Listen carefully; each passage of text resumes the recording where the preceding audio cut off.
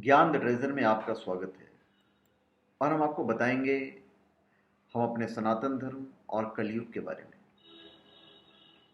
सबसे बड़ा धर्म है इंसानियत का, इसमें कोई शक नहीं है कि इस धर्म को मानने वाले ही कुछ सभ्य लोगों ने निर्माण किया होगा महान हिंदू धर्म का या महान सनातन धर्म का या किसी और धर्म का, ताकि ज्ञान रूपी प्रकाश पीढ़ी दर पीढ़ी आगे बढ़ता रहे। क्योंकि हमारा सनातन धर्म जो है वो ज्ञान का खजाना है, खजाना।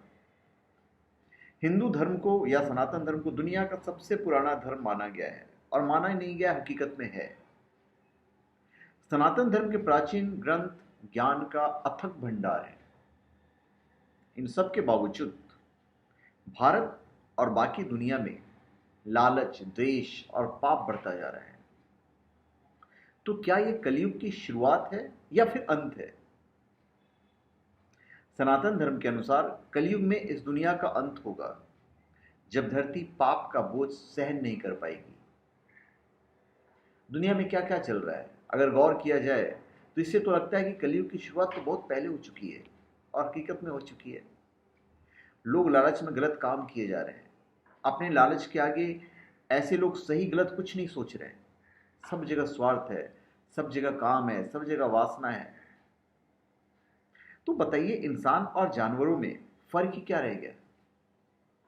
इंसान की बदौलत ही हमारी धरती और पर्यावरण लगातार विनाश की ओर बढ़ रहे हैं। हिंदू धर्म में, सनातन धर्म में मानव काल को 4 वर्गों में विभाजित किया गया है। सतयुग 17,28,000 वर्ष, जिसको देवताओं का युग कहते हैं। पहला और सबसे अच्छा सच्चाई और संपन्नता का युग, जो कि देवताओं द्वारा नियंत्रित और परिचालित होता है।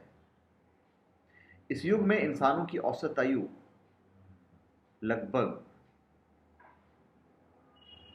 10,000 वर्ष होती थी, जो कि निकाला गया है, रिसर्च करके निकाला गया है। फिर त्रेता युग 12,96,100 वर्ष। त्रेता युग को 12,96,100 वर्ष का माना गया है। इस युग में सदाचार और नैतिक गुणों की कमी आने की शुरुआत हुई। इस युग में इंसानों की औसत आयु 1,000 से 10,000 वर्ष तक होती थी। यह जो काल था वो राम के देहांत से समाप्त होता है, या कह लीजिए जब राम जी ने समाधि ली तो उस युग का समाप्ति हुआ। फिर है द्वापर युग 8,64,000 वर्ष। द्वापर मानव काल के तृतीय युग को कहते हैं। इसमें बीमारी, द्वेष और इंसानों की आपसी कलह सामान्य बात थी। इस युग में इंसानों की औसत आयु लगभग 200 से 300 वर्ष होती थी और यह काल कृष्ण के समाधि लेने के बाद या कृष्ण के देहांत के समय समाप्त हुआ। अब है कलयुग 4,32,000 वर्ष। कलयुग चौथा और अंतिम युग। इस युग में लोग पापी और अपने नैतिक सद्गुणों से वंचित होंगे और है ही है।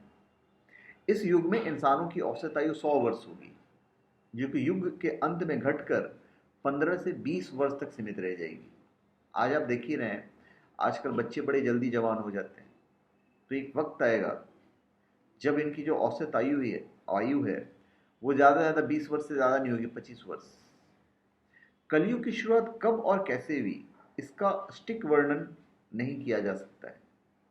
खगोल शास्त्री और गणितज्ञ आर्यभट्ट के अनुसार कलयुग ईशा के जन्म से 3,201 वर्ष पूर्व शुरू हो चुका है।